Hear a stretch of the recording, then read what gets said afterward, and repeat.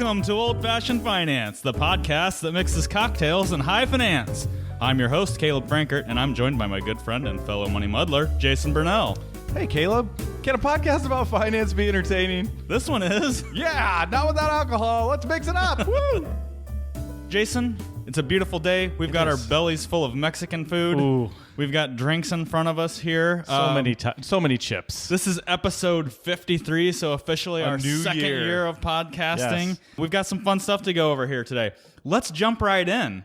Today, I have a curveball for you, actually. Ooh. We're going to talk about, first, the reason that people tune in, the finance topic, at least I think. Well, We're going to talk about sinking funds today.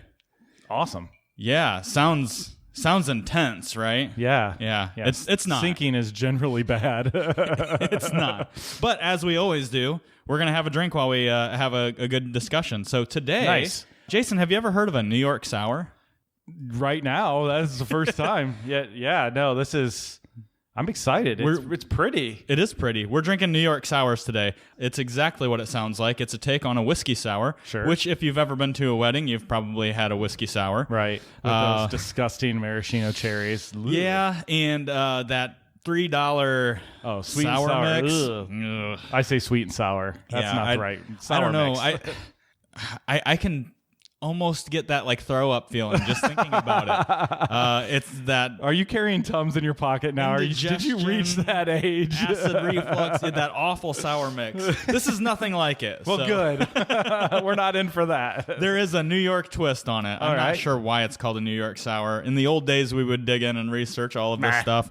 We're just gonna. We're It's a gonna cool drink. drink. It's Yeah. a cool drink. So, Jason, now just to let everybody know out there, I cheated and I wanted to try this out first. Ooh. Yesterday we did make one of these just We to did. kind of see. However, I like the genuine reaction of a new drink, so I have thrown a curveball in here on this one. Okay. Uh-oh. So what we've got here today, the New York Sour, Nice. is made up of 2 ounces of rye or bourbon, okay, 1 ounce of lemon juice, freshly squeezed, 3/4 of an ounce simple syrup. Here's an optional one, egg white. I am not brave enough to try this one Yeah. yet, but it works just fine without it. And then another curveball, this is, I guess, what makes it a New York Sour, is 1/2 ounce of red wine. So this is a really cool drink to make. Jason, I used bourbon yesterday. We decided neither of us are really big whiskey sour fans. No. But this one was pretty cool. I threw rye into this one. Okay. We'll see if that extra spiciness changes things up a little bit. Yeah, because, yesterday when we tried this version, we were having a hard time. Like, the bourbon disappeared. Yeah, but also the lemon the lemon which was disappeared, yeah. good. I mean, there's not half of it, but, it's 2-to-1 whiskey to lemon juice. That's Right. a lot of lemon juice, Right. and it's hard for that to not make an impression in a mixed drink. But the red wine really mellowed that out quite a bit for me. Let's go ahead and take a sip and see what we let's think do of the this. rye version. Cheers. Yeah. Yeah. So, Ooh. one thing to note about this is, like, that red wine, it sits on top. Yeah, It's just pretty. it's very pretty. This is a fun drink to make. I think this is better. The rye? Yeah. I agree with you. Yeah. I agree. I can taste it, and it's not. There's almost no. Yesterday there was like a little bit of that wine taste that that left Like over. the dryness? Yeah, that dryness. Man, not at all here. No. We used a decent red wine. Our local liquor store owner recommended it Yeah. right away whenever I asked for red wine. He didn't even think 2 seconds. Didn't think of, it's 8 years in the desert or something like that. Yeah. It's a Cabernet, I believe. Yep. This is really good. And I tried a little bit of an on its own. Don't skip on the red wine if you have a pretty, it only takes a little bit. So Yeah, $2 Chuck might not cut it on this yeah, one. probably not. If you have a nice wine. Here, I actually, because I think half the fun in this is actually making the drink. So the way that I did this is I put the bourbon in the shaker with some ice. I put the lemon juice in. Yep. I put simple syrup in. Don't skimp, by the way, and buy the sour mix. Don't do it that way. Bad idea. This is way better If you than buy the sour it, just mix. buy some, Tums And along with your it. ingredients, honestly, are cheaper if you buy them. Buy Absolutely. just the lemon juice, even if you're not going to fresh Yeah, squeeze then you're the going to lemon. have that gallon of sour mix stuck in the Yeah. back of your refrigerator. That you're for the never next- gonna wanna touch. Yeah, it's just bad. So I basically put the whiskey, the lemon juice, and the simple syrup in the shaker, shook that up really well. On fresh ice in a rocks glass, strain that out. And then the fun part of this is I don't know the science or the chemistry behind it, but you got to use a bar spoon as you're pouring just a little bit that half ounce of red wine on top of this. Something about the wine hitting the bar spoon before it goes into the drink. And you saw yesterday... It didn't sink. No, it just hangs out on top. Yeah. And yesterday I kind of fumbled it a little bit, and it just got all mixed in there. But this was really, really pretty before we started drinking it. Yeah, now it just looks like cranberry juice. Yeah. I like it. The rye does definitely add a cool spice to it. So this is a fun drink. A lot of people out there, a whiskey sour is kind of their go-to cocktail. Sure. Yeah, throw a little bit of wine on top. It sounds really goofy, but this is good. I like it. It's not real sour though. I mean, it's good. Yeah. Yeah, awesome. Let's not forget, I garnish this with a Luxardo Maraschino cherry too. Oh, yes. Which adds to the prettiness and also the flavor. I think that's like a prereq for all of our drinks at this point. Most of the time you can't go wrong. So, cool. There you have it, folks. The New York Sour. It's a fun drink to make. It's quite impressive when you walk in and see it all made. It looks like we kind of knew what we were doing, and I assure you we do not. So, today, Jason... We know how to drink them. Let's talk about sinking funds. All right. I know that the wine didn't sink in there, you know. Hey, you know what? Wow. Did I do that on purpose? I don't think so. You didn't. I didn't. No. That's awesome. I mean, yes, of course we did. Sinking funds. This sounds like something that like it's a New York, like a Wall Street, like hedge fund kind. Like it sounds heavy duty, like intense. Like, oh, well, how's you have your a designation for that, right? It's not that. Let's define sinking funds, Jason. If you had Merriam-Webster defines sinking fund. Just kidding. I'm not going to Michael Scott that. How would you define a sinking fund? I would define it as a pile of money that you are planning on spending for specific expenses throughout a specific period of time. Usually a year is kind of the way I look at it. Okay. We also may save longer term big purchases in a sinking fund, like a car purchase. That's what I would define it as. Okay. That's how I do it. So as we usually do, I prepare some things, you prepare some things, and then we don't talk about it at all until we get in front of a microphone and then see what we came up with. Except you have a notepad and I have nothing. Well, I had to write stuff down. So I defined a sinking fund as a savings account that you fund periodically in expectation for a big purchase or event. Christmas clubs are a great example of a sinking fund, right? Yeah. Retirement accounts, as I thought about it, is a giant sinking fund. Sure. Well, hopefully a giant sinking fund. An HSA. Fund. But exactly, a health savings account, an education savings account. These are all really sinking funds. Correct. Right? So it's not a fancy Wall Street term. All it means is you're plopping money, like you said. You're not just accumulating money in a savings account for a quote-unquote emergency. This is different from an emergency fund. This is very specific. It's very defined what we're going to use these funds for. Remind me, Jason, to get back to a great question that Kristen asked me yesterday. Okay. Kristen's one of our relationship managers here, and as I was preparing this episode, she said, sinking funds, I have a great question. Uh-oh, here we go. I told her I wouldn't forget, so don't let me forget. So that's the definition of a sinking fund. Jason, let's talk a little bit more about why, and I don't want to, let's not jump right into like the different... recurring things that you would put into them. Yeah. Well, let's not put a name on it yet. But why are sinking funds a good idea? Why do you need them, or need one? However you want to do your account. I'll tell people this like every year, and it's amazing how often this comes up. Christmas is the 25th of December every year. And surprise, surprise! Here we are again. We have some expenditures. I shouldn't use a credit card, but I do.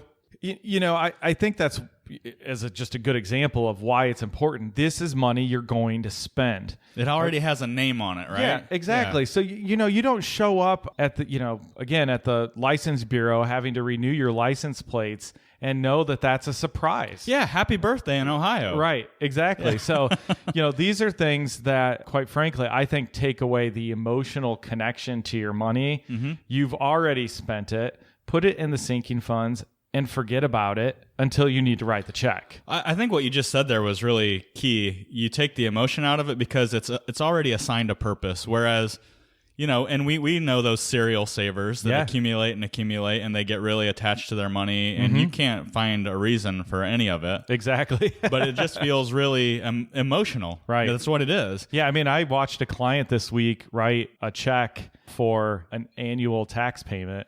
I mean, visceral reaction. I was almost crying. Like breaking out in a cold sweat, hands shaking. I thought she was going to have hives.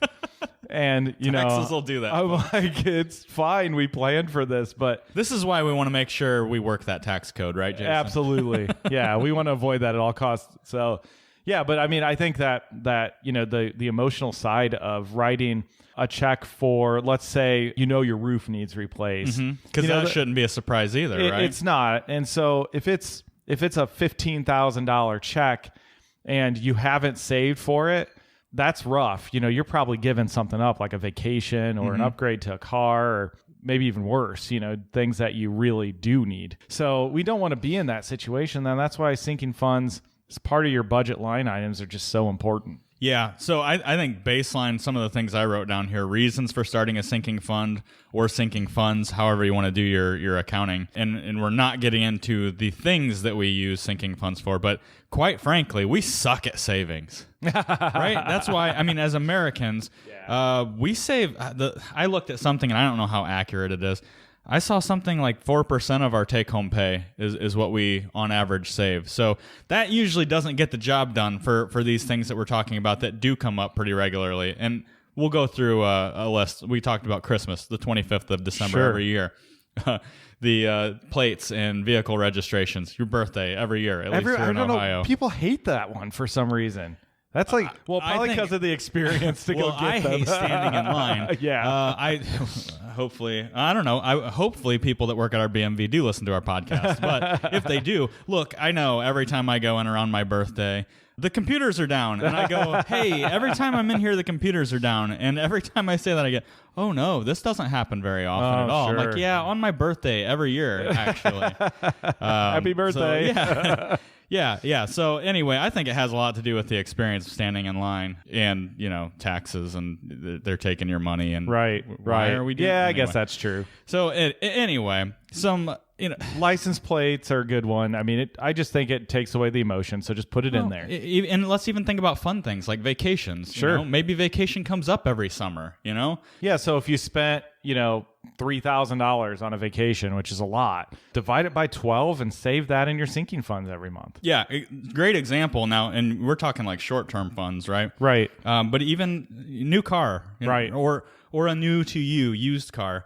The example I wrote down, again, these don't last forever, right? If you're planning on buying a new used car, good luck finding a new car for $20,000. But $20,000 in 5 years, that's $334 a month. That sounds like a car payment, right? Absolutely. So you kind of think of it, you're making the payment on it now. Right. So then when it comes time to write the check, the money's there. Exactly. Rather than having to go out and borrow and then make a payment. Yeah. Right? It's all we're doing is we're front loading payments. That's right. It's an installment loan to yourself. Exactly. So some other reasons without the down. interest, man. Yes, exactly. And absolutely. That's the important part. It's already bad enough cars depreciate so fast. Yeah. Look, the last 7-8 months have been very unusual for used cars. Yeah. That's not normal, folks. If you go out and buy a used car now, just expect it to be worth 50% less in a year. And I think people like the fact that their used cars are worth more than they were a year or two ago. But here's the deal. Money's worth less. Well, yeah. Go check out our inflation episode. Exactly. But honestly, the issue with that is I don't care what it's worth. I still need it. If you're going to sell it and make money on your car, you have to replace it with something. Unless you don't, right? I guess, but that's strange. But let's go along that same line. Tires, brakes, vehicle repairs, right? Mm-hmm. And again, sinking funds. These are more for expected things. So I have things like medical bills. I would say expected medical bills, like maybe you're going to have an operation. Memberships. If you think about memberships, maybe you belong to a fraternity or the golf Eagles club, or whatever, golf like clubs. Any of those, a bourbon club. Yeah, absolutely. Those are things that you can, taxes, Jason. Taxes. What about taxes? Ah, man. Sinking fund for taxes. Maybe that would make that visceral feeling a little bit better. Probably not. Yeah.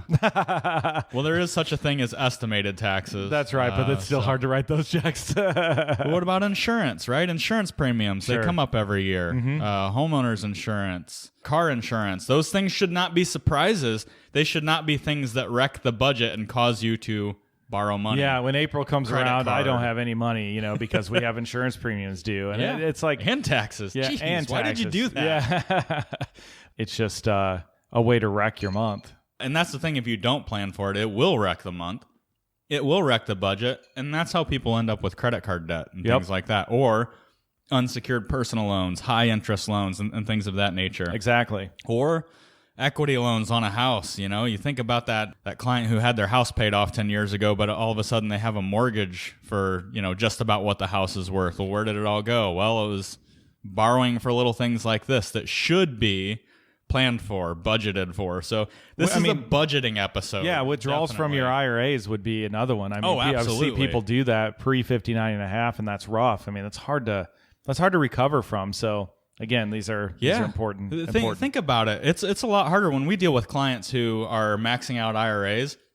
For most, it's harder for them to come up with that $6,000 check each year than it is to do it monthly. Absolutely. Or, you look at a 401k or something like that. You do that every pay period. You Right. don't even think about it. Why you can do you save think? the money. Why do you think income taxes are paid the way they're paid? Because we would have a revolution on our hands. Big time.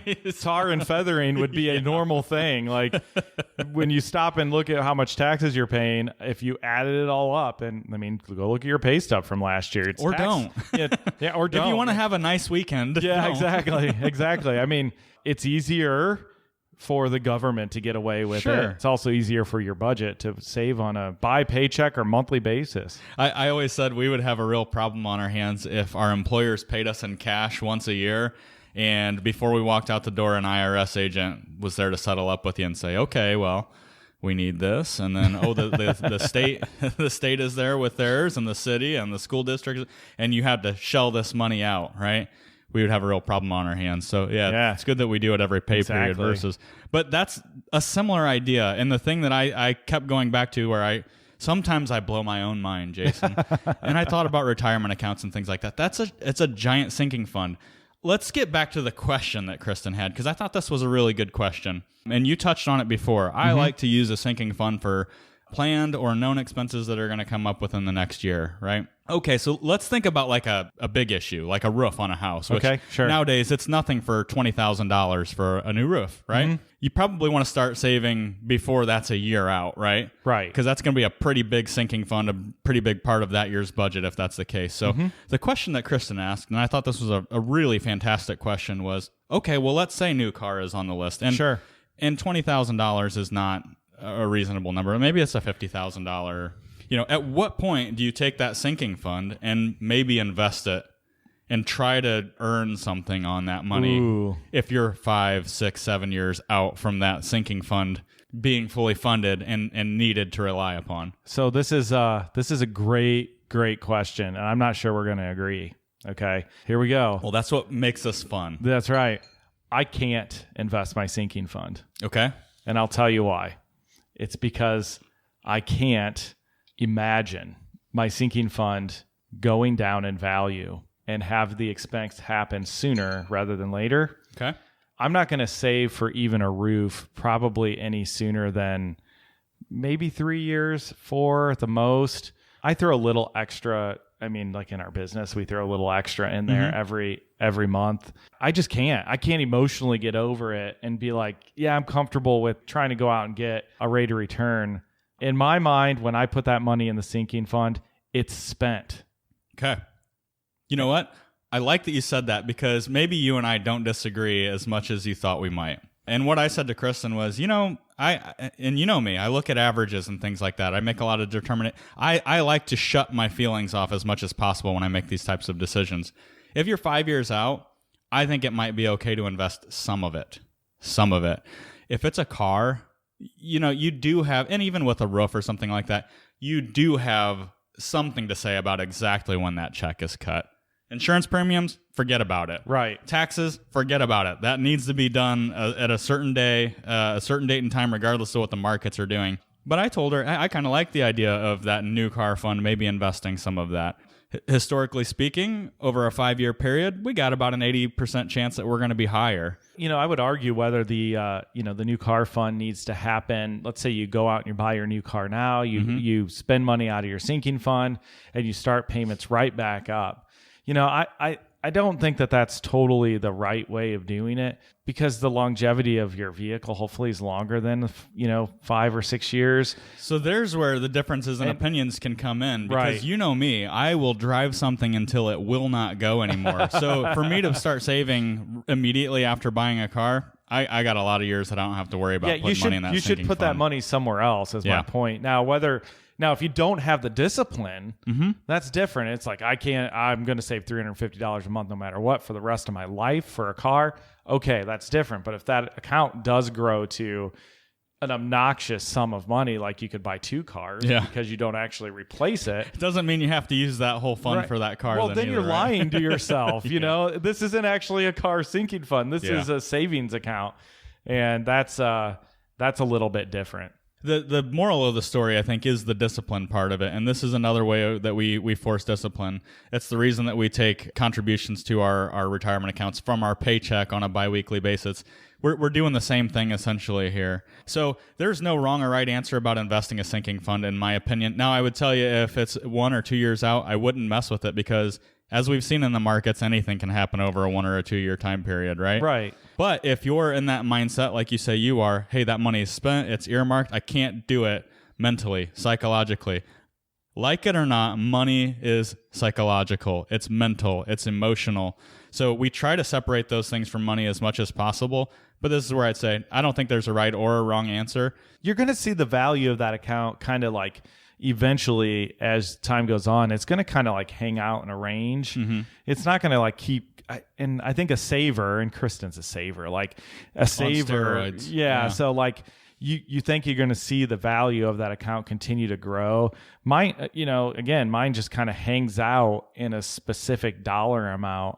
And it's because I'm spending money out of it almost always. And so, just logistically, like I have a calendar, and I write down in January, I have these things, in February, I have these things, in March.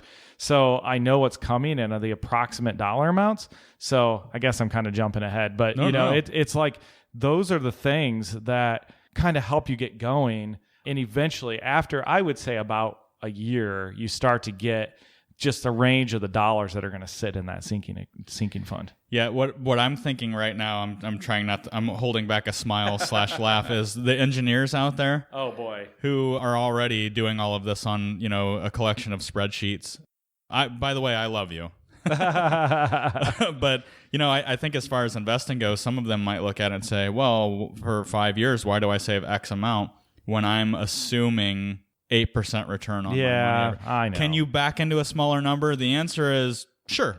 When you do the math, though, and I know sometimes this is hard for like the engineer types and the control Exactly. freaks and things like that, you look at the difference in the numbers, it's not all that much. Exactly. But they want to know to the penny. There's no wrong or right way to do it. I would say the right way to do it is do it. Just get started. do it. Pick a number. Yeah. Okay. Like if you think last year you spent, just start listing some of these things we talked about earlier. Assign them a value. Don't go back in your debit card and your credit card statements and try to figure it out. Just guess. Okay. Yeah.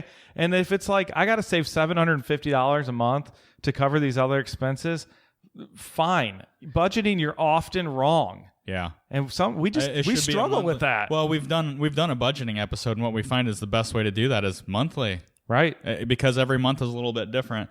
So I think the moral of the story is that, sinking funds are a good thing to have. They're a good thing to start. How do we start a sinking fund?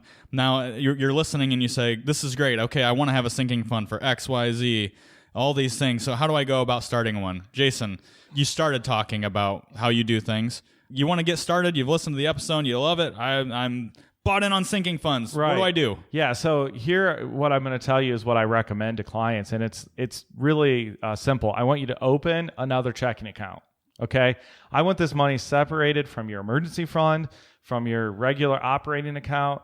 Okay. But I don't think you need to have multiple accounts. Okay. Like, don't go in and kill your banker and be like, I need 14 checking accounts. Well, Your banker might love you. They for might it. like that, yeah, because they're incentivized. But the reality is what I would say is, and the best way I've seen it is try to allocate the dollars. Almost, I like to use a spreadsheet. A yellow pad works fine though too. Yeah. I'm going to list my categories. I'm going to say I need $48 a month for insurance, and I'm going to put $750 in, but $48 is earmarked to the insurance fund. And I kind of have like little sub accounts on a spreadsheet or on a yellow pad. So I know what every stinking dollar in the sinking fund is there for. Okay. Now, if you have fluff, okay, call it fluff. Okay. Don't lie to yourself and say that you're going to use it for something else. Yeah. But I like to keep kind of a ledger of the categories. Okay. So I know, again, because I'm going to go back and be like, it's time for vacation. My family wants to go to the beach. And I'll go to my little spreadsheet and I'm like, there's $2,700 there. I'm going to take $2,700 out of my sinking fund. Yeah.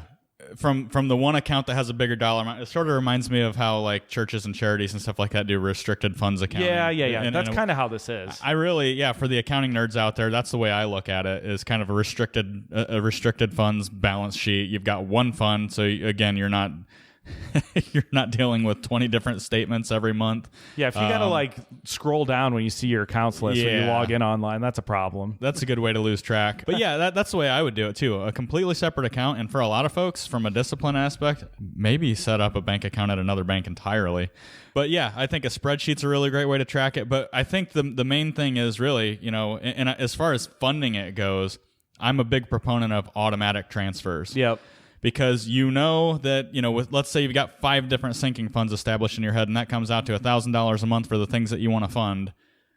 Just like anything else that we do that we succeed at, we usually set our minds, we put it on autopilot, and we don't deviate. So, well, I mean, that's the biggest issue in budgeting. We know that the dollars at the bottom just disappear. So you gotta tell them where to go. Tell them where to go.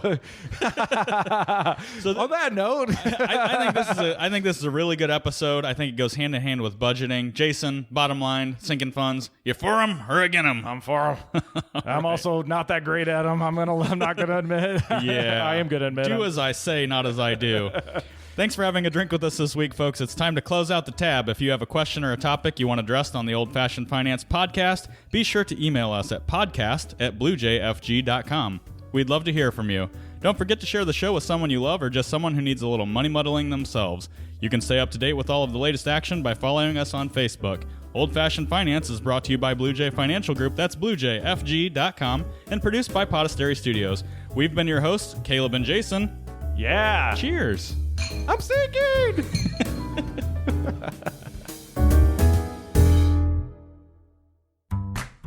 Blue Jay Financial Group, LLC. Blue Jay is a registered investment advisor registered with the state of Ohio. Registration does not imply a certain level of skill or training. The presence of this advertisement on this podcast shall not be directly or indirectly interpreted as a solicitation of investment advisory services to persons of another jurisdiction unless otherwise permitted by statute. Follow-up or individualized responses to a consumer in a particular state by Blue Jay and the rendering of personalized investment advice for compensation shall not be made without first complying with jurisdiction requirements or pursuant an applicable state exemption. All verbal and written consent on this presentation is for information purposes only. Opinions expressed herein are solely those of Blue Jay unless otherwise specifically cited. Material presented is believed to be from reliable sources, and no representations are made by our firm as to other parties' informational accuracy or completeness. All information or ideas provided should be discussed in detail with an advisor, accountant, or legal counsel prior to implementation.